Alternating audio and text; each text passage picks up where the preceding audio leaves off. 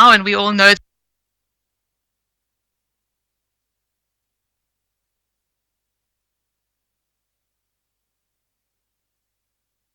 But I would say in the last 5 years or so, we've begun to appreciate the emergence of this new kind of actor. They actually aren't new, but I think we haven't seen them for a very long time or understood what we were seeing.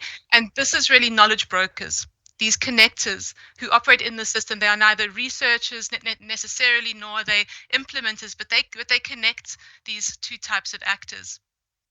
And as we started to understand how brokers work, I think we very often focus on approaches to knowledge brokering that work better than other approaches. And certainly in the many people on this call have really tried to understand approaches to knowledge brokering over the past few years. But as we've begun to understand approaches to knowledge brokering that work better than other approaches, we've begun to understand that there's a second level question that we have to grapple with, which is what are the capacities that are needed to do the work that's necessary for knowledge brokering? And there aren't many university degrees out there that actually teach that. We're coming to terms with how to teach transdisciplinarity, action research for a long time, but very, very little knowledge out there about how to build capacities for knowledge brokering specifically. So that's really what this session is about, digging deeper into this question of what kind of capacities matter. And specifically, this idea for the session was born from the experience of the past year and a half of trying to do the work of knowledge brokering in a COVID-19 world, so shifting online and trying to do this work in a very different environment. For us at IDRC, there's a second question or third question now about, well, if we understand those capacities, how do we design programs that support evidence-based action that can accommodate the kinds of capacities needed and build those capacities for knowledge brokering? What is that role in particularly large research programs, for example? So that's the background to this session, and it was created through a collaboration between the Climate and Development Knowledge Network, the CSIRO, and IDRC. We'd like to begin by just asking who's on the call with us today. You know, in this anonymous space of online meetings, we often don't know who we're speaking to. It's a bit of a vacuum. So what I'd like to ask you to do is to look on the top right-hand corner of your screen. There's a box there that says chat. I'd like you to click on that and just take a moment to introduce yourself so that we get a sense of who we're speaking to. Just include your name, your organization, and the country that you're calling in from today. I'm not going to react to those now, but we will think about it a little bit later in the session because there's a delay between the platform and the room that we're in. So as you're doing that, just some housekeeping. You can turn your screen onto full screen mode if we're showing slides that you can't see clearly on the platform. If you put your mouse over the video screen, you'll see a full screen mode option on the bottom right hand corner. You can click on that to get a clearer view of the slides. The chat, as I said, is on the top right hand side. We'll be using that chat quite a bit. We'll be using it to share the bios of our speakers. We'll be sharing links to Mentimeter, to a Padlet, and we really invite you to interact with us as much as possible. It's quite a lonely place here in this meeting room that we're in. We'll also be using QR codes to help you navigate to our Mentimeter. You have to be much younger than me to understand how that works, but I believe you put your camera on your phone, you take a photo of that QR code, and it'll also take you directly to the Mentimeter or the Padlet. So we'll explain that later, and just a very sincere invitation to please interact with us.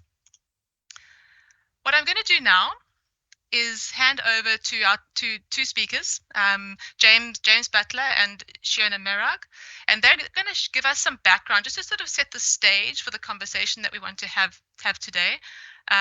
They've been doing a lot of thinking about what knowledge brokering is and the kinds of capacities that they're seeing. So this is a sort of a stage setter. After that presentation, we're going to go into a sort of more dynamic talk show mode and hear from folks in Namibia, Bangladesh, and again from CSIRO about what they're learning about the capacities needed. And we'll also be engaging your thoughts on that. So James and Shiona, no further ado, over to you. I think James is going to speak first in terms of screen video sharing. Yep. Thanks, Georgina, and hello everyone from Australia, where it's approaching midnight for Shona and me. Just to say, we're very delighted to be here, and thanks for making this possible, CDKN and IDRC. We in CSIRO have been developing a project in the Pacific region, where, as you probably know, climate change is a huge challenge. And we've been working through a process of trying to understand the different roles of knowledge brokers and the sorts of skills and competencies that are needed in those different situations, and then how to build those skills and competencies. Pre-COVID, we were doing this face-to-face, but during COVID, we've been very, very limited, as you can imagine, and had to do most of it online. And we've got a few reflections as well later about how that has been progressing. So I'd just like to acknowledge all of our team members on this project, who Shona and I are representing. So next slide, please, Lucia. So, I mean, the way that we see knowledge brokering is as this very difficult role of as Georgina said, people who are linkers, are connectors, and particularly in terms of trying to link information into knowledge, and then knowledge into decisions, and then hopefully from decisions into climate action. And if you just press the next animation, Lucia, we are well aware that for many knowledge brokers, this is not easy. It's very often a job that people do on the side, not necessarily as part of their mainstream day-to-day jobs, and the role of actually bridging these issues comes with all sorts of risks and challenges, and hence the crocodiles. But to try and better understand why what knowledge brokering is in different situations, and therefore the skills and competencies that are needed, we first of all broke down the sorts of decision making that we're encountering anyway around climate adaptation in the Pacific region. And we've just adapted the fairly well-known Snowden and Boone Cynefin framework to try and break down these decisions. So we think that there's probably a sort of nested set of decisions, starting with clear decisions where you just need technical information to help people with their decision making. And in that situation, you probably have just a few stakeholders. They've all got the same goals. And for example, farmers wanting to know about seasonal forecasts to decide when or what kind of crop they're going to plant. The next kind of decision, thanks, Lucia, is actually a little bit more complicated, where you've got several stakeholders, all with the same goals, but you probably need more expert knowledge and need to integrate those expert knowledges to make that decision. In this case, the Pacific example is managing tuna fisheries, which are, everyone loves tuna, but they're being impacted and their movements are changing due to climate change, and so requires different sorts of skills to make decisions about that. And then finally, Lucia, is the complex decision space, which involves many different stakeholders, very often with different goals and even conflicting goals. And in this space, we really are dealing with multiple knowledge types that we need to bring together. But a key to notice here is that complex decisions are very often comprised of complicated and simple, or rather clear, decisions. So the bigger and the wider the decision-making context, the more perhaps you can break it down into complicated and clear decisions as well within that. So then the next slide, please, Lucia. And again, so what we've tried to do then is we've put alongside this decision-making typology, if you like, Blaine Harvey's spectrum of knowledge brokering, where he talks about intermediaries that just basically deal with information and passing information on from one person to another, to knowledge translators, which are a bit bigger than that, and then into knowledge brokers who are much more about dealing with relationships and brokering relationships, through to an innovation broker who is really dealing with the system and trying to change the system as a whole. But again, an innovation broker probably needs to be taking into consideration knowledge brokering issues and translation issues and intermediary issues. And this matches very nicely onto the decision-making context. So in other words, to deal with complex decision-making, you really need to be an innovation broker who can really handle all those multiple kinds of stakeholders and the complex decision context. Whereas if you're dealing with a clear, simple decision, probably being an intermediary where you're just dealing with a little bit of information with one or two stakeholders is all you need to be. So this is the sort of framework we've been using to try and think through what are the skills and competencies you need as a broker to be working in those different spaces. And I'll hand over to Shona now to continue. Thank you. Thank you, James. Yes, next slide, please. And I think, yes, lovely. So Georgina said right at the beginning that we want to understand the better skills and competencies that knowledge brokers require for their work in the different contexts that James just outlined. And we need to help them cultivate those skills and competencies as well as cultivate them within our own teams. There was a previous study in 2013 that asked people what skills and characteristics they felt they had as knowledge brokers. And this is the rather clever visualization they had of the results. So they suggested that people needed to listen like a counselor, to be creative like an artist, to be enthusiastic such as a cheerleader, and courageous like a tightrope walker. So there were other aspects as well, but that's just a brief overview to introduce some of the work that we've been doing to actually delve into what are the competencies that we felt that brokers needed in these different contexts for climate adaptation. So just to be clear, competencies combine skills with abilities, behaviors, and values to create a certain know-how. And so for each of the broad types of knowledge brokers, whether they're intermediary to an innovation broker, they need a different set of competencies, growing in number and depth as they go from the intermediary to the innovation broker. Overall, we had 12 core competencies identified, and what's really important is not everybody needs to have these competencies. You can partner with others who do have the competencies that you're missing or that you need strengthening. So what are these 12 competencies? The first two are vital, and they're required for all different types of contexts. So the first one is the sort of general communication and administration skills, the sort of core literacies that we could anticipate through an education program. Also vital are interpersonal competencies, the social skills that enable us to connect with others, build trust, networks, and social learning, particularly hard online.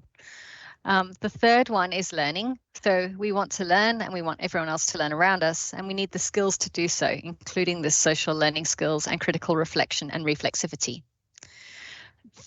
Fourth is integration, a way of thinking differently with the capacity to cope with non-linearities and a decent understanding of several disciplines and accommodating the belief and knowledge of others.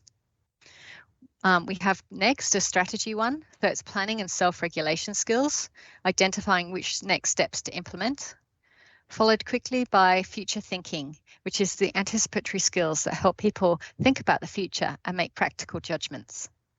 Number 7 is openness, having an open mind, being open to new or different worldviews, ideas, and helping others do the same. Similarly with ambiguity, something that most of us find particularly hard, to be able to sit with the discomfort of not knowing and encourage others to do the same. As we're getting towards the end of the list, we have systems thinking, which is understanding the connections and feedback loops, drivers, and scenarios of change. A critical thinking is about reasoning skills, flexible thinking, and capacity to shift from one perspective to another. And we have normative, which is around the values, principles, and goals, helping people have concern for others and thinking socially. Entrepreneurial or creative is the last, it's number 12.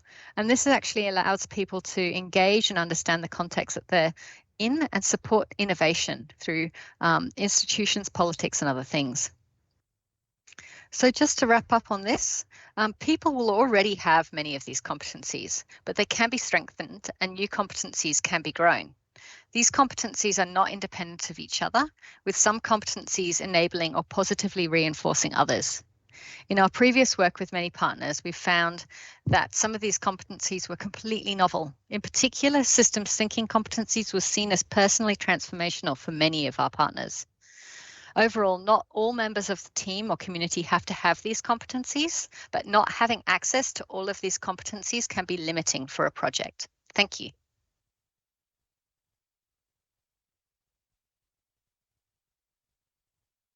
Okay, Sandesh, it's back to me. If anyone is joining a bit late, we've invited everyone to please introduce yourselves in the chat. Petra, thanks very much for letting us know that you couldn't see the slides very well. Emma is shortly going to share a link to the Google Slides so that you can see them directly. So everyone will receive that in just a moment. If you are having trouble viewing slides at any point, you can hover your mouse over the video screen and click full screen mode on the platform. Just another tip. Okay, so thank you so much, James and Shiona, for that wonderful sort of scene setting background to our conversation today. What we'd like to do now is do a Mentimeter just to engage those listening in on what type of knowledge brokering activities you tend to focus on most in the work that you do. You know, James and Shona have shown us this sort of very broad practice of knowledge brokering. This is not one thing, this is many things in different places. And we'd like to get a sense of what you're all working on so we understand who we're speaking to. So there is at Mentimeter, if you go onto mentimeter.com, here's the code. You should be able to see it now. And there's this fancy QR code that we've included in case that's easier for you. So please do go on to Mentimeter. And we've got two questions for you. The first one is, what type of knowledge brokering activities do you tend to focus on? If you could start answering that, and then Lucia, I think, will be sharing the responses to that.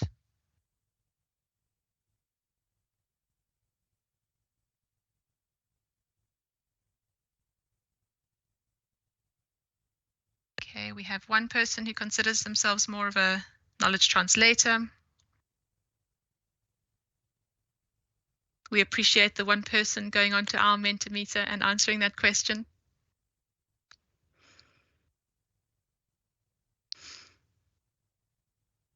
I'm going to give it a minute because there is a 15-second delay.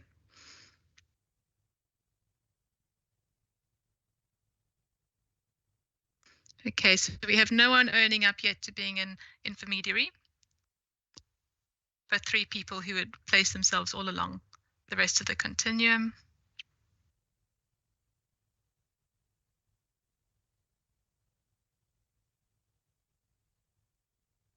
Okay, I think we can go on. Oh, here we go.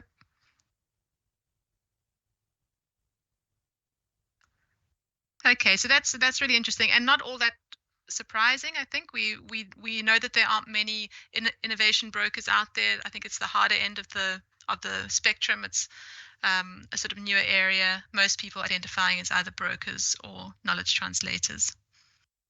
Lucia, should we go on to the next question? So now what we'd like to ask you is, in your experience, what skills and competencies do you feel are the most important? So this is another Mentimeter. The code is there.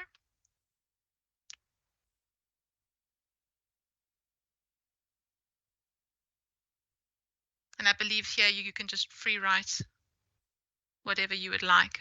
And this as you do this is really a scene setter for the talk show that we're about to have, where we're going to be sharing experiences of these kind of competencies and what we're learning about them.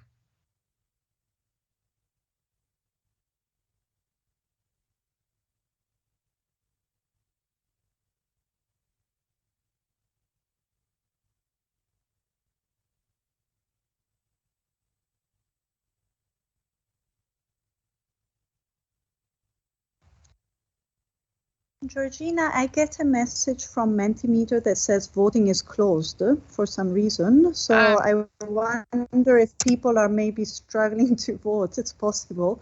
I'm just trying to refresh and see whether something changes. But yeah, I'm not quite sure why that would be with Mentimeter. But I think our audience may be struggling, which, yeah, is a bit strange. All right. Well, let's not dwell on it then. We do have a lag between the platform and the space. So if you're listening in and trying to vote, please keep on trying. We'll try and reopen that, and we might return to those results later on. I think for now, though, just to keep things moving, we're going to start our talk show, which is going to be hosted by the wonderful Lisa McNamara, our intrepid talk show host today, who'll introduce our speakers and get us going on that. Over to you, Lisa. Thank you. Good morning, good afternoon, and good evening, and welcome to another edition of Knowledge Brokering Live. And at Knowledge Brokering Live, we like to explore the work being done around the world to convert knowledge into decisions and actions on climate change. And I'm your host, Lisa McNamara from the Climate and Development Knowledge Network, or CDKN. Today, we're going to be talking to 5 fascinating guests, some of whom you've already met, who are climate professionals working in Africa, Asia, and the Pacific, focused on supporting knowledge brokering in very diverse contexts, as well as enhancing the capacities of others to be effective knowledge brokers. And I invited them on the show to talk about what it's been like to be doing knowledge brokering in a COVID-19 world. So how have they had to adapt? What's been really tough? And what have been the opportunities for innovation? And then what does this experience really mean for how we can support capacities for knowledge brokering in a pandemic world? So since we're broadcasting to you live, I would like to ask our audience to please contribute to the discussion in our Padlet. My colleague Emma is sharing a link to the Padlet in the chat now on the platform. There you can raise, you can contribute to the discussion under 3 different topic areas, and you can also ask questions to our guests. So that's one way where we can actually field questions from the audience back to our talk show guests. So please let us know if you're out there. And my producer, Georgina, will be keeping an eye on the Padlet to tell us what's emerging, and we will be talking about that a bit later. Okay, so let's begin. So first up, I would like to invite Margaret Angula to talk to us about how COVID-19 has impacted her work. Margaret, you're a senior lecturer and applied researcher from the University of Namibia, and you've been working with your team to share research on climate change with diverse actors in Namibia over the past couple of years, from parliamentarians and national ministries to subnational governments and community groups, and all in the effort to mainstream climate change issues into decision-making at national and subnational levels. So today, in fact, CDKN is launching a case study on these efforts developed with your team, where our audience can also find out some more. So Emma will also be posting a link to that publication in the chat, which is launching here today. So tell me, Margaret, what has been your experience brokering knowledge since the onset of COVID-19? Can you share any examples of how you've had to adapt, how you've had to grapple with this new reality? Good afternoon from Namibia. This is it's midday now. As I was introduced earlier, my name is Margaret. Yes, I'm going to share. I'm going to focus on aspects of knowledge brokering that has transformed the most because of COVID. Knowledge brokering work that we have been doing has been face-to-face mainly because of a lot of people don't have skills to do online things, and also because of connectivity, etc. So we have been mainly face to face, and that's what would work well. So COVID has really challenged us, and it has transformed the way we do things, and communication channels and communication ethics have changed. For instance, we started, depending on the lockdown restrictions, we started having what we call blended methods. If we are engaging stakeholder through a workshop, for instance, we have blended method where you put a group of local people in one room.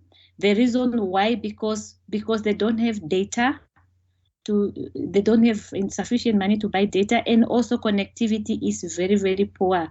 It would not work. So you put them in one venue, you hire the IT team to work on that, and then while everyone else is sitting either in their homes or in their offices, and you have a workshop, and works go ahead like that. In terms of communication ethics, it have changed. We are using now. We are invading people's personal space. It worked to our advantages, that I could WhatsApp a parliamentarian. I mean, it was unheard of before. I mean, to have a cell phone number of a parliamentarian and WhatsApp them and call them and speak over the phone, it contributed to efficiency. The work moved forward, but in terms of relationships, I don't know, because I believe in interpersonal relations, but that's how it worked. Engagement protocols had to change. This thing where you used to lobby and negotiate going to somebody's office, now you have to do that via WhatsApp or over a phone call or via email, and people don't respond to email. So I would say WhatsApp and Zoom. WhatsApp and Zoom became powerful tools that we were using for knowledge brokering. For national level, when we have multi-stakeholder engagements, we would bring the local level and sub-national level, as I said, in one room, and then you have national level that are joining via online. We have really adapted, like I said, and I just want to give 2 examples. I don't know whether is there another question? I think I have answered the first question, or should I continue? You can continue. Please do give us an example. Yeah, I want to give 2 examples. Examples because I'm referring to the 2 projects that we are working on. One is on CLE Namibia, the other one CDKN that we're working with South North. Through CLE Namibia, we are partners with one NGO in South Africa, Rio's partners. And we are based in Namibia, and there are lockdown restrictions. Rios can't come to Namibia, we can't go to South Africa. So one way that this work have transformed is that we were using Zoom and Mural whiteboard software to plan, to discuss work. And in fact, I found it work even more effective and cost effective, really, that no one had to travel, and it was much easier to block time because we don't have to get out of our towns to come together and discuss.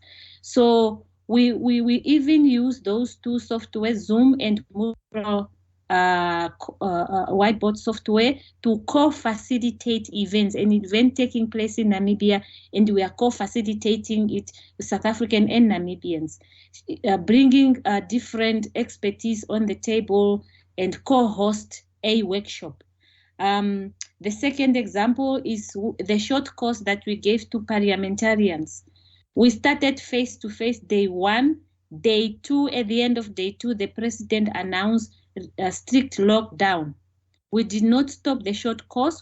Because we were already doing blended mode, we shifted over to online mode.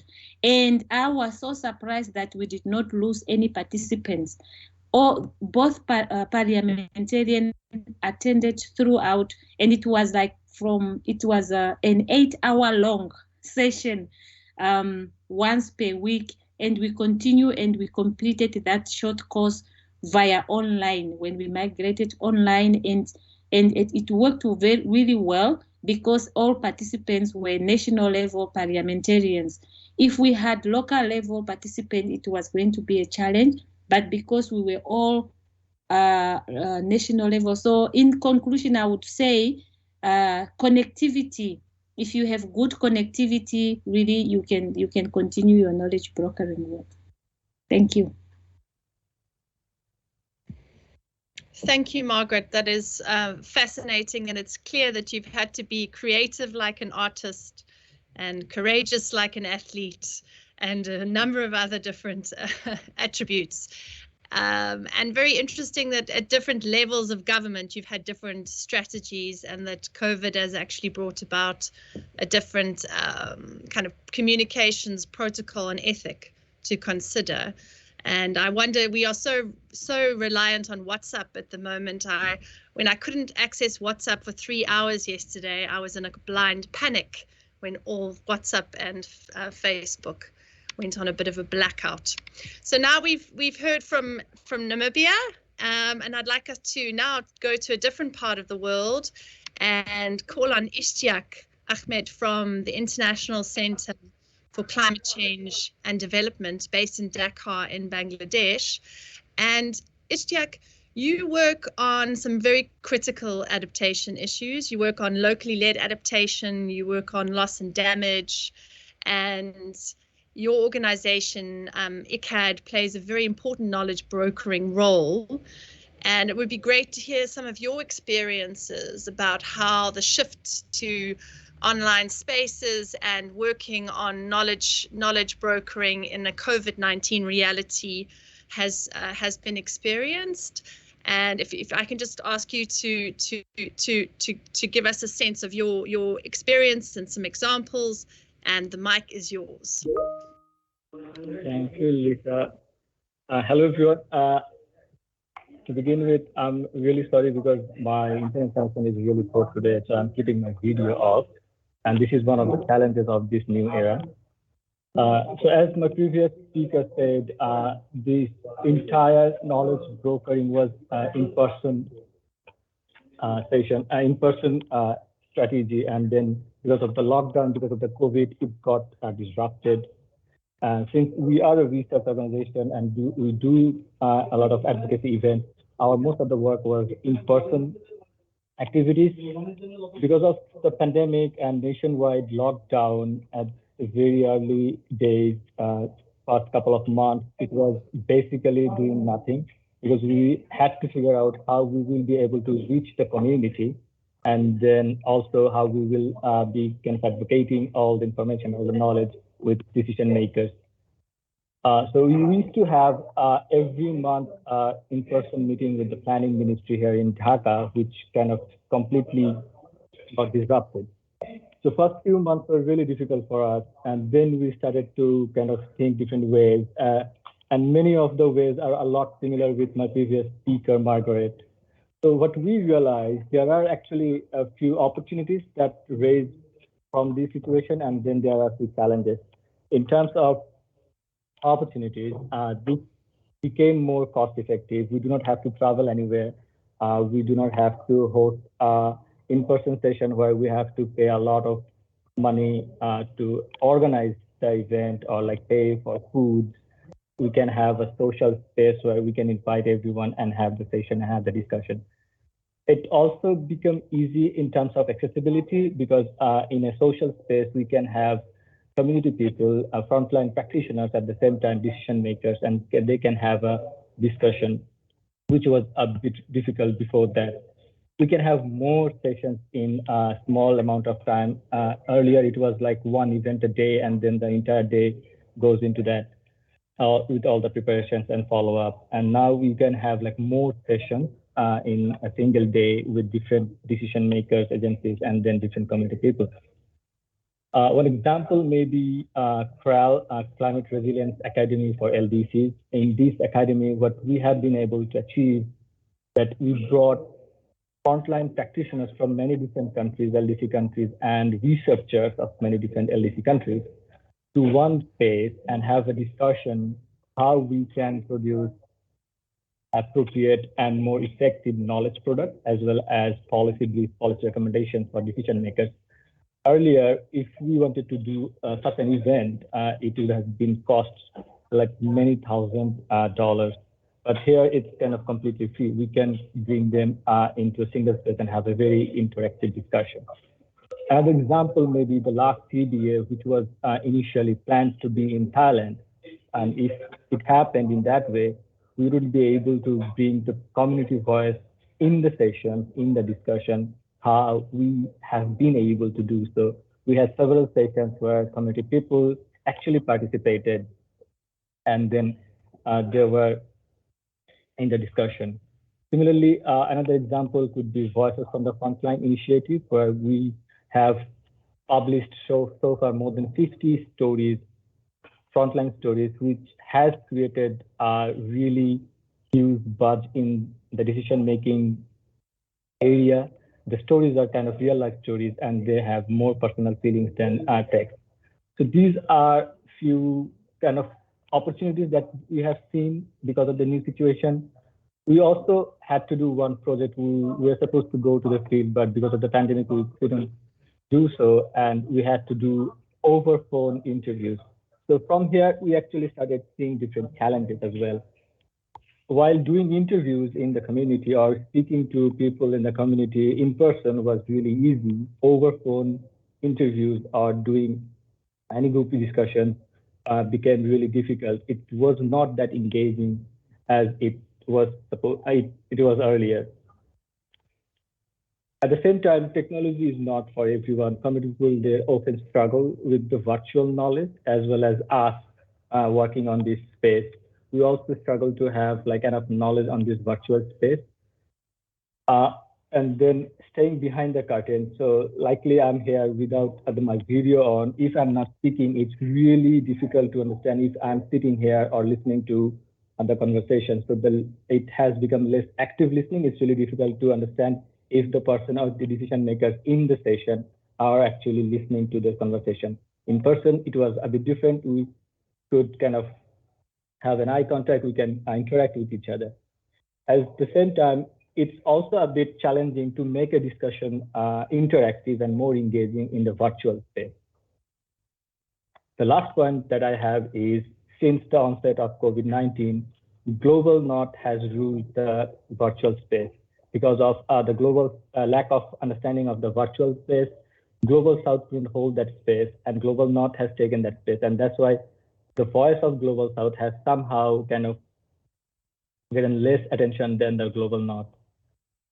So thank you, Lisa. These are a few additional points from my side to Margaret. And I'll be happy to answer more when there is questions. Yeah. Thank you very much, Istiak. Very, very important reflections, and also outlining both the opportunities and the challenges for brokering in a COVID reality, and also some of the power asymmetries in the virtual world that you raise, which are important considerations, I think, for us to keep top of mind. And now I would like to link and bring Lucia Scodinibio into the conversation. Lucia is the learning advisor for CDKN, and she's been working with multiple CDKN partners around the world. CDKN works in Africa, Asia, and Latin America to understand their learning around knowledge brokering. So we've been facilitating a learning process on knowledge brokering itself. And this was initially going to be a face-to-face process, and it had to shift online. And I'd like to ask you, Lucia, how have you managed to facilitate this peer learning during COVID? And can you share some examples of how, in addition to the learning process, the knowledge brokers and partners themselves have had to adapt their knowledge brokering practices? Over to you.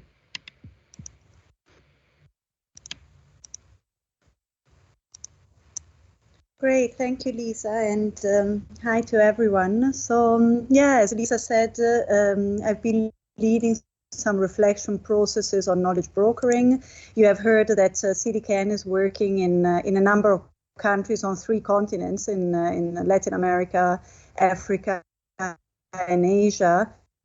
And so the idea was really to try to collect and get all this like rich learning around what approaches people have been using for knowledge brokering, what have been some of the challenges or barriers that they have faced as they have tried to result in more evidence-based either decision-making or actions on the ground. What are some of the successes that they had? So originally, as Lisa mentioned, we were going to have a workshop back-to-back with Adaptation Futures last year in Delhi. And in the end, of course, you're all aware that that could not happen. And so we decided to move this process online. After quite a bit of hesitation, we were a bit scared of this virtual world. And so what we started doing was to have a series of interviews and a survey with all our partners in these different countries where we're working. And really asking them, what are the challenges you have faced as you have been brokering different knowledge or action processes? What are some of the successes you have faced? And based on that, we produced a Jamboard. So and we then shared it with all our participants with some of these according to different themes of knowledge brokering or different areas. We were listing some of the successes, some challenges, and we sent everybody a little Loom video which explained to them how everybody could stick their sticky notes on the Jamboard to then respond to some of these issues that others had raised and say whether they were interested in hearing more or learning more about that, whether they had a different experience, whether they maybe could help to resolve somebody's challenge, by explaining what they had succeeded in, because in the end, everybody was happy with commonalities. And so these are some of the comments that we received. And based on that, we started a matchmaking process in which we were seeing that, okay, perhaps these three presenters could explain their experience and others can then learn from them. So we had 4 different sessions across all the partners. And I think maybe some reflections about the process. I think it worked really well in some ways. On one hand, we could have a more long-term process. It was just a couple of hours every few months. There was some continuity. We ourselves could learn from the process and adapt and modify it for the following session to keep making it more useful, to keep trying perhaps different techniques and online types of facilitation activities that would keep the engagement up. We also saw that we could really record everything coming out so well. I could go back to all the recordings in each breakout room, transcribe everything. So this is quite a difference from a real workshop where perhaps at the end of the 2-day workshop, you get a bunch of sticky notes and you have to try to make sense of 5 different discussions that have happened, but where you have not been present. So I think the online world really gives us great opportunity to have everything very well recorded, and this knowledge actually has formed the basis of our now reflections. We are producing some outputs about what CDKN's partners have learned on knowledge brokering, and it's really also thanks to having been able to record everything so well. Also more ample participation, as some of the others have said already. We could have many more people than would have taken place or that would have taken part in a workshop in Delhi last year. However, I mean, of course, there have also been some negative sides to this. I mean, for sure, there has been fatigue. At a time when there were so many events going on, everybody was struggling to keep up with all these online meetings. We were adding something that in a way was optional. We couldn't force people to take part. And so participation started dwindling towards the end. And also, because of time differences, for example, we couldn't get the Latin American partners to take part in something that was also involving people from Asia. It was going to be either too early or too late for some participants, so we had to have 2 separate events for the Latin Americans and for the Asian and Africans that got combined. So, of course, some of the learning was less shared across the whole partnership. And of course, it's a bit less exciting and fun. I mean, others have said like about trust and relationships, and like these people did not know each other before. So to bring them together online for a first time doesn't really like have the same effect as bringing people to a workshop where you have much more engagement, like informally during the breaks, etc. And so that is something that I think did make a difference to why perhaps towards the end there was a bit less commitment. It wasn't like a group of friends getting together, which I think does get experienced in the cases where virtual events include people that know each other already. So this is just one example, but I did also want to, I mean, we heard the example from Margaret, which is, really looking at like some of CDKN's experiences in Namibia. We had similar and like many varied experiences across the partnership. Like, for example, I just want to share one about like Nairobi, like our colleagues in Kenya. Were working on the issue of non-motorized transport, and so they produced a series of newsletters on this topic. And instead of just sharing them virtually, like being cognizant of the fact that everybody's emails and like everything was like flooded with virtual stuff, and like to avoid people spending even more time on either their phones or laptops, they started distributing the newsletters with this electric car, and so that people would get them, like key stakeholders would get them in the mail, like those working on transport issues, and then they would be able to read something in paper and in print, which was quite unusual and I think very successful there. Just another example about like our Latin American partners. They organized a very successful course about how to communicate climate issues. They had about 500 participants, like from 28 countries. They organized 7 different modules for this course, like over also I think a period of a few months. So also something that wouldn't have happened in person, to bring that many people together and to be able to teach these issues, which are really critical at this time. They also had a series of small grants that were given to the participants that everybody could apply to obtain a small grant. In the end, 5 participants were awarded this, and with that they could go and implement the climate change strategy that they had been producing. And this resulted in a flurry of activities in country by these participants that produced documentaries and little TV shows and something to engage children, and so it was also like something that worked out really well in the end. And one of the short documentaries even like was one of the finalists in International Film Festival. So I think we did see like many successes and like many different types of experiences, but maybe we can explore more of those in the question and answer. Yeah.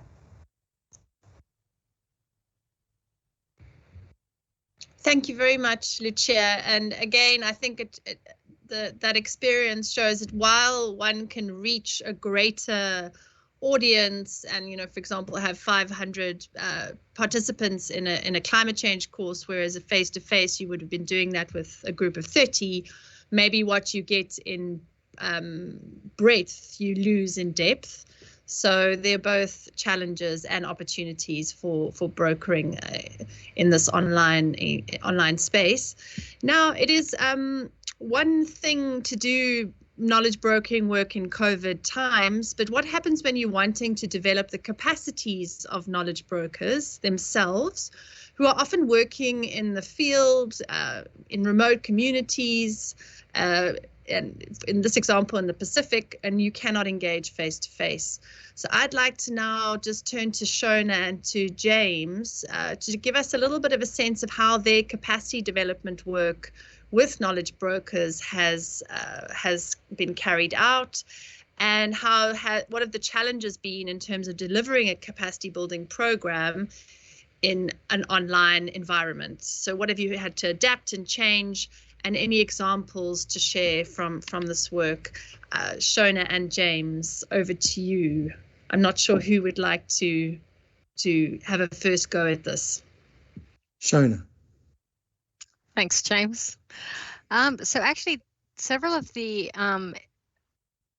points put out earlier have have been included in what we adapted to. So it made us think a lot harder about how we do things. As James mentioned, we often do this work in country, face to face with people. So we had to think a lot harder about what was necessary versus nice to have.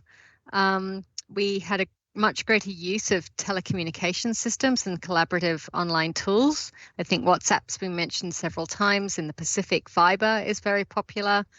WebEx, like Teams that we're on today, and Zoom, and the online whiteboards with different online survey systems. So this helped us reach out to our partners in country and start broaching this knowledge brokering, which made communication much easier, and as people have said, much harder.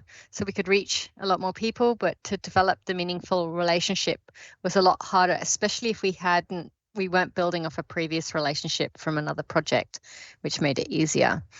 On the flip side, one of the silver linings that we've been experiencing through this knowledge brokering program is that some of the work that our team might have done in country, we have outsourced to our partners in country, train them how to collect the data and engage with others in a way that we would normally do. And so it's forced further capacity building and more ownership in country, which I think is actually a really lovely thing to see. James? Yeah, thanks, Shona. So yes, our project was probably a little bit different from the other examples in that we are trying to work with existing knowledge brokers to build their skills and capacities so that they can then engage with their decision making context, whatever that is, more effectively.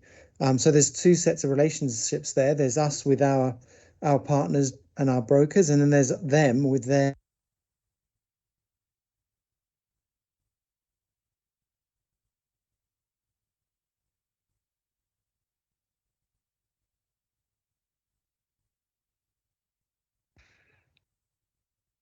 James, have we lost you for a little bit? I think we've lost James. Well, I can take some words out of his mouth.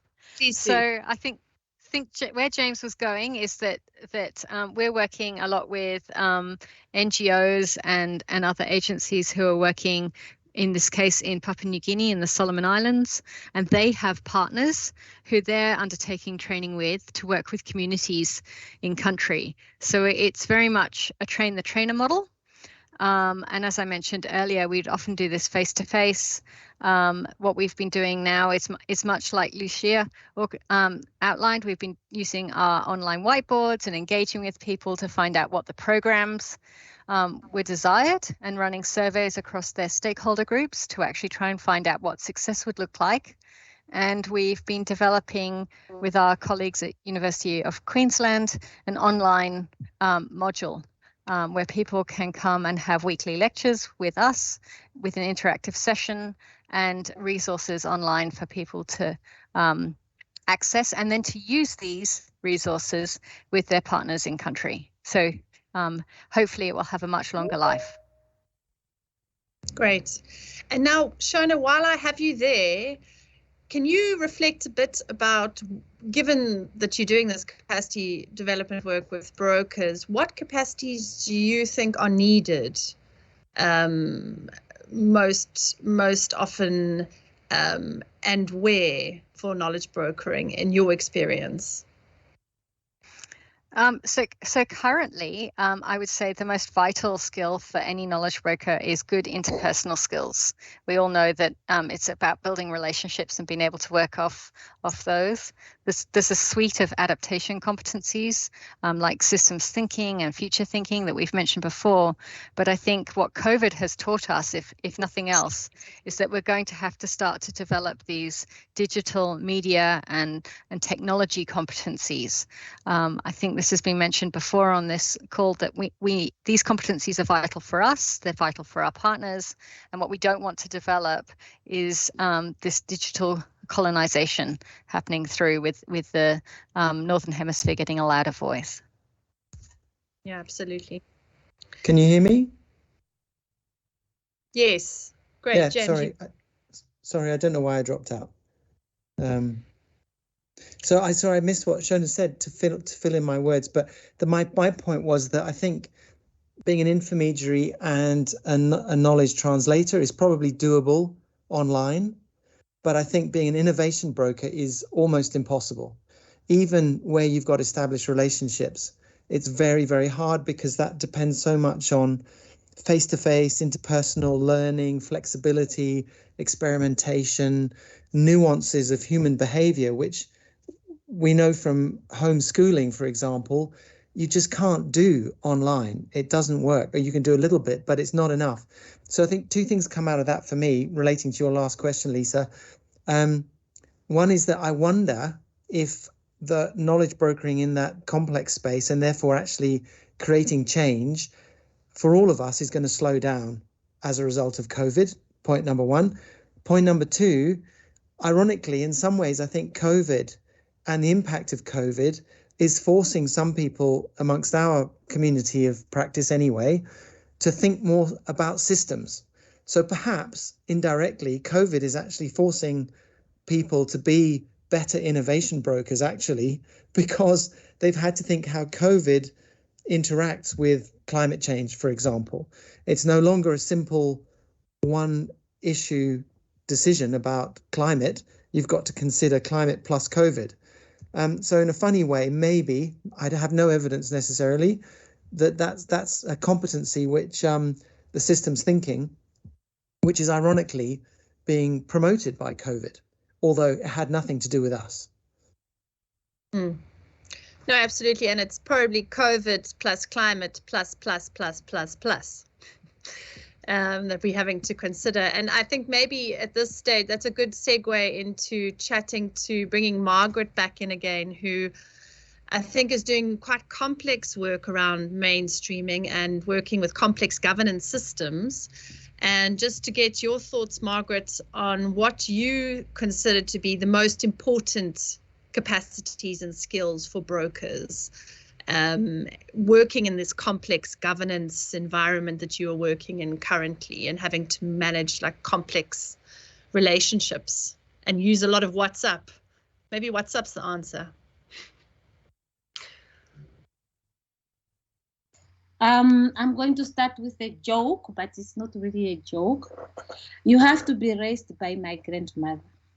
The reason why I'm starting with that joke is you need to tap from skills that you did not learn from your classroom.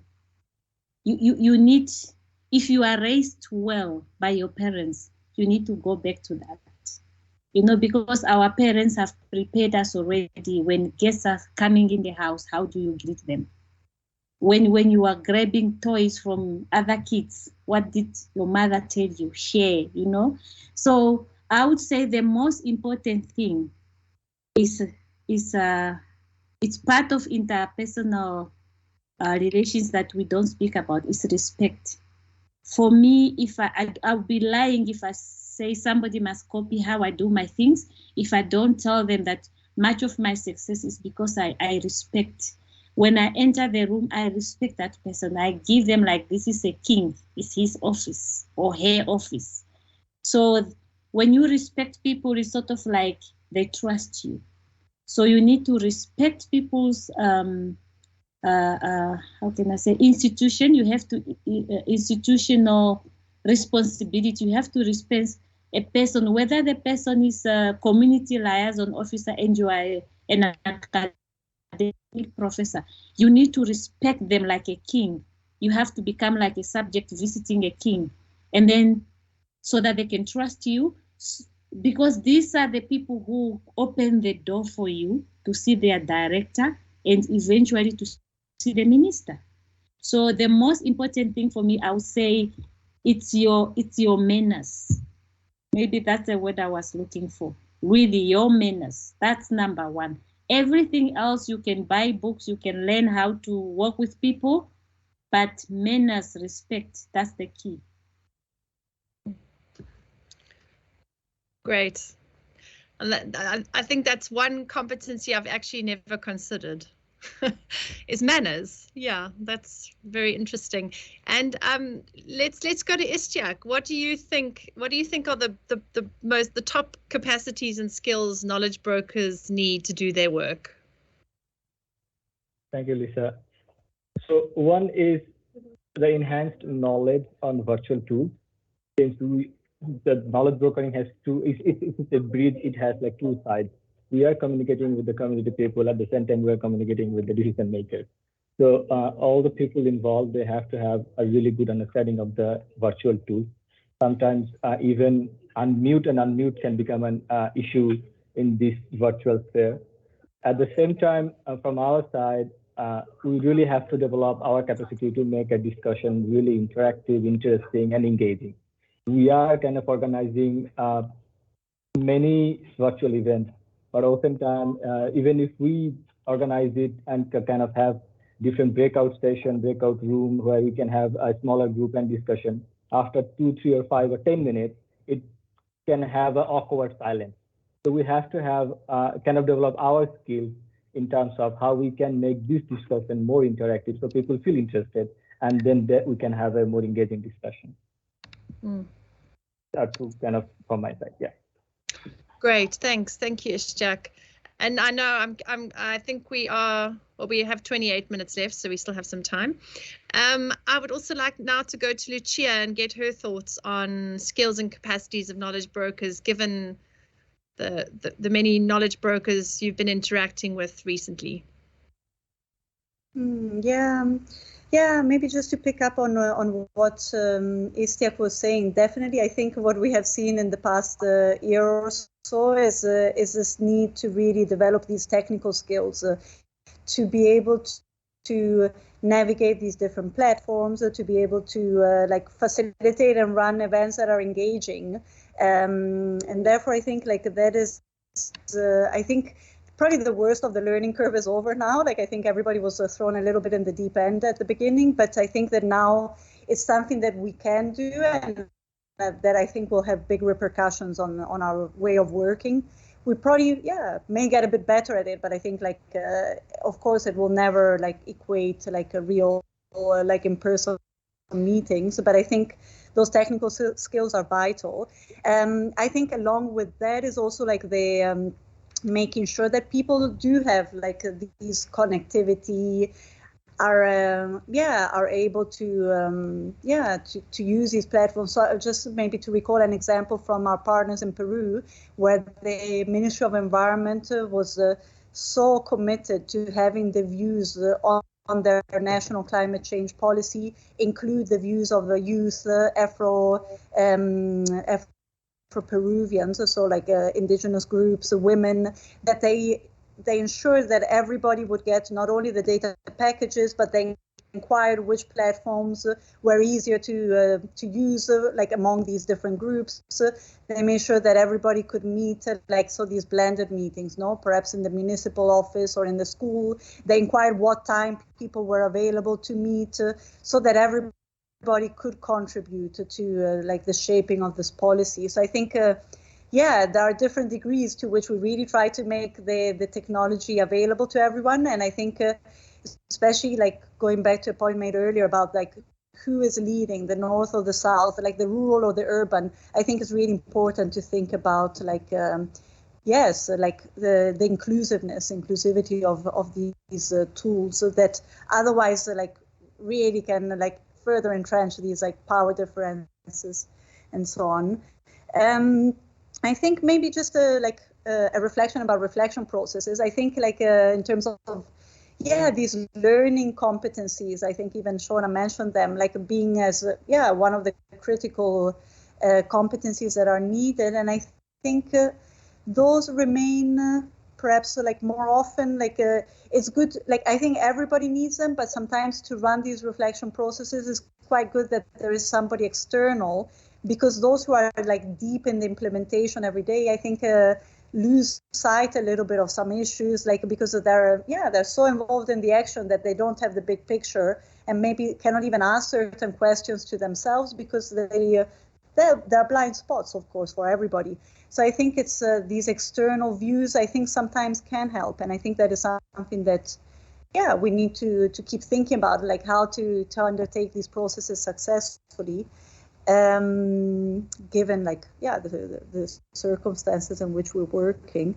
I know that in our case, we actually had to really scale back on some of our case studies because you cannot get to the same depth during an interview done on Skype in 1 hour as during like really engage the conversation like face to face, perhaps mini workshop setting where really like you can show that there is a real like genuine interest and there is like a process of trust building that online people will just take you very lightly if you invite them, if they have never met you and you're asking them to talk about power issues or like challenges or difficulties or learning from failure. Like they won't want to do that with a stranger like online. So I think that's something really like that we're losing out a bit on. And I think James probably referred to it earlier. For a moment I lost the connection. Maybe just the last point about like these online meetings, I think it's really difficult to maintain momentum. Like, so this is not so much relating to the capacities, but when there is so much competing activity happening, like it's very difficult to, keep people engaged in what you are talking about. But in our case, like in these learning exchanges we did in CDKN, I think those who did persist and took part in all the 4 sessions, in the end really said they learned something new about knowledge brokering and what it is, but like they had to like fence off the time, whereas many others probably were not able to or didn't feel sufficiently close to the process to do that. Great, thank you. You've given us all a lot to think about, guests on Knowledge Brokering Live, and I would like to now hand over to my producer Georgina, who's been looking at the Padlet, which has been hotting up, and she's going to share some reflections and some questions that have emerged from our audience. Good to know that you're out there, audience. What a relief that we do have some audience with us. Thanks, everyone. If you're joining us late after the introduction, please do scroll through our chat and you will find the link to the Padlet and you can explore it yourself. You can share resources that you have that you would like others to see, and we've also shared some resources around knowledge brokering for you to take a look at, and please do also get involved in the conversation. So some really interesting thoughts that I'd love to hear our talk show panelists' reaction to. I don't even know what a producer does actually, but thanks for the label, Lisa. I'm just going to run with it. So one reflection is that knowledge brokering is getting harder. The COVID-19 has actually made this work much harder than it was before. And then the sort of added layer of who's excluded through this process, which we all worried about before, but now we have this additional layer of who has access to the internet and how do we reach the most vulnerable in what we're doing. But on the positive side, some reflections that we're also like are really learning how to think out of the box and getting better at doing that. I think we're in the middle of that right now on this panel as we grapple between different platforms, and we're just getting better at dealing with the discomfort of how we're having to work now. One interesting point that I didn't hear the talk show hosts, talk show folks refer to was social networks. So things like Facebook. And the warning here is don't fall into the trap of thinking that this is the place for knowledge brokering. And the reason is that, people tend to sort of cluster around their pre-existing ideas, and there's this sort of echo chamber situation. So interested if anyone has sort of dappled with a bit of Facebook or any of these other social networking sites for brokering specifically, not just sharing information, and what your experience was like with that. And then one direct question, if you don't want to answer that one, is what did you think would go really badly? What did you think you would not be able to do because of COVID-19 that you've been pleasantly surprised and realized actually this is great. I can do this better than I was expecting, or vice versa. What did you think would be absolutely simple on online and it's been a complete disaster? Lisa, I'll maybe leave it to you to figure out who should come in on this, or I could invite folks to just raise their hand and let us know if you'd like to come in. I see James. Go ahead, James. Yeah, on the last point, I can honestly say the last 18 months has been completely demoralizing. I have seen no highlights whatsoever. The only highlight being is that my minuscule technological skills have increased to about that.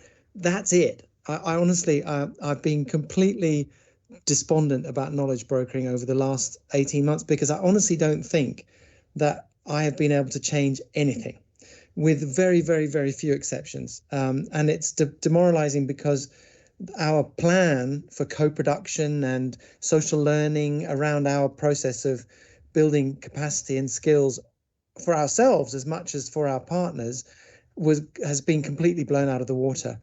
And so I honestly, I have no highlight to give you other than my personal incremental development in technological skills.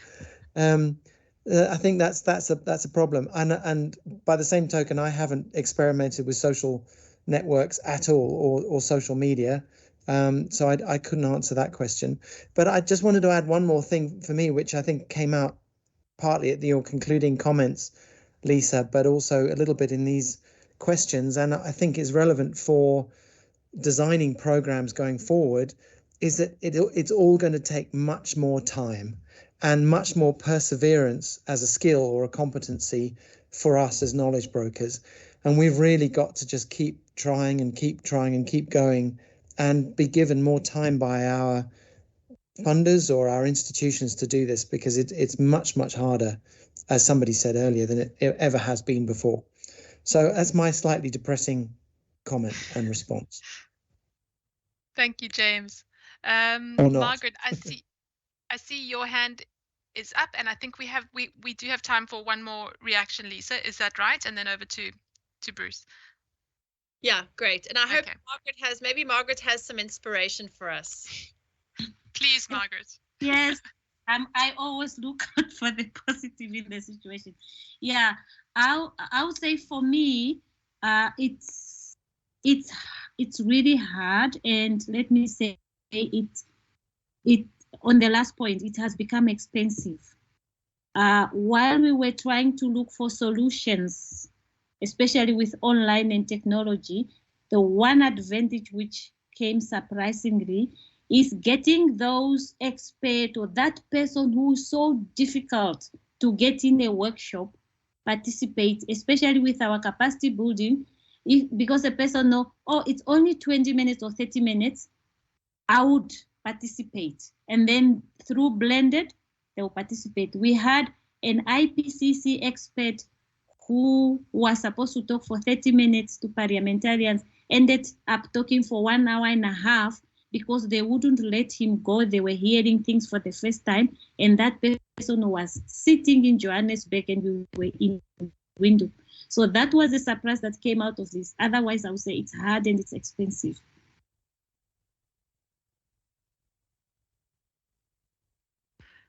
Okay, thank you, Margaret. Oh dear. So I think what we're going to do now, Lisa, if I'm not mistaken, is I'm going to hand over to Bruce. So now, Bruce, the pressure is high for some sort of positive take on at the end of the session. So Bruce, you're leading us as we think about designing the CLARE program, thinking about the future of climate change adaptation research, specifically in Africa and South Asia. We wanted to just invite you to reflect with us on what you're hearing today and how we can take some of these lessons into the way in which we design programs, which we know will have to have some sort of hybrid in-person model. And we also know that brokering is going to be central. So your thoughts on what this all means going forward. Great, thank you for this opportunity. And I'm not going to try and summarize everything, but sort of 3 things that I'm taking away from today, if you will. One, clearly knowledge brokering is part of the climate adaptation space. The fact that we're now in the 6th edition of Adaptation Futures, and we're really concerned about what this decisive decade climate action and the links between research, knowledge, and practice are, means that this is only more important as time goes on. I'm really impressed by seeing the breadth of skills and competencies that are needed to do this well. And one sees that between decision context, the understanding of public policy, who has the power to make decisions, what's on the minds of those folks, communication skills, everything from being a great journalist to data visualization, storytelling, and then just the science, the design methods, what's the data say? Given that diversity, is it reasonable to expect that to be in a person? And I think we've drifted every now and again to being a knowledge broker as if that is embedded in a specialist. But also, is that a shared responsibility? Is it a function within teams? And I think one of the things we can consider, switching to the obligations for funders moving forward, is do both. In a sense, have the expectation that in future calls, that projects will be challenged to demonstrate how they have within them some awareness of how to do knowledge brokering and the competencies as a function within those teams. But there may also be value in continuing to fund standalone knowledge brokers, such as CDKN, who can do this well and sit above and independently from teams. Secondly, I'm really seized with the conversation about virtual tools and fora. Are they inclusive or not? And I think we're seeing mixed experience. There is potential and pitfalls here. There's some practical measures such as getting airtime for folks or being able to have nodal participation. So you're bringing smaller groups together rather than having all and sundry on one global fora. Yet we're also seeing the risk of fatigue as people are sort of burning out from going into one session after another. The risk of speaking to the same people in one's own social network. So the trade-off that Lisa referred to of breadth versus depth, very much there. And I think we need to be funding virtual connectivity and the opportunities of using technology for knowledge brokering, but to be critical and up our game over time of what works, what doesn't, to really move inclusiveness in moving forward. Finally, I would say that there is a reinforcing of an age-old question. Who do you trust and how do you find knowledge and learn over time? That remains vital. And even though we're experimenting with webcasting, online courses, online whiteboards, there is the potential of making this open to more people. There is still value in the intimate phone call, the one-on-one dialogue of truly understanding one another. Relationships still matter more than technology, and cultivating that over time, as James says, it takes more time now and it requires persistence. And in this now COVID constrained, but very shortly carbon constrained world, a lot of that responsibility will have to be either closer to the ground in country, or will have to be built over time in this imperfect bricolage that we have of fragmenting and bringing knowledge together over time. So those are my quick thoughts that I think we need to both expect knowledge brokering in projects, but also fund and recognize knowledge brokering as good in its own right. That there is a clear need to embrace virtual tools, but to be critical of which of them are enhancing inclusiveness and not. And that ultimately that sense of how does one build those relationships over time, be persistent and get things done. If it's not in 18 months, then maybe it's in a couple of years, but to recognize and maintain that continuity of relationships over time. Thank you. Thanks, Bruce. So time is up for us. We've heard some wonderful reflections in this session. I think we all know that this is hard, and yet we're all still here. In fact, in the session, we've grappled with this new reality, and we've made it through. So thank you very much to everyone, to Lucia, Margaret, Shiona, James, Istiak, Lisa. Thanks so much for showing up and doing our best on this platform. If you've joined us late, there is a Padlet with resources that you can take a look at. And thanks, Bruce, for the fabulous hat. Bye, everyone. Thanks very much.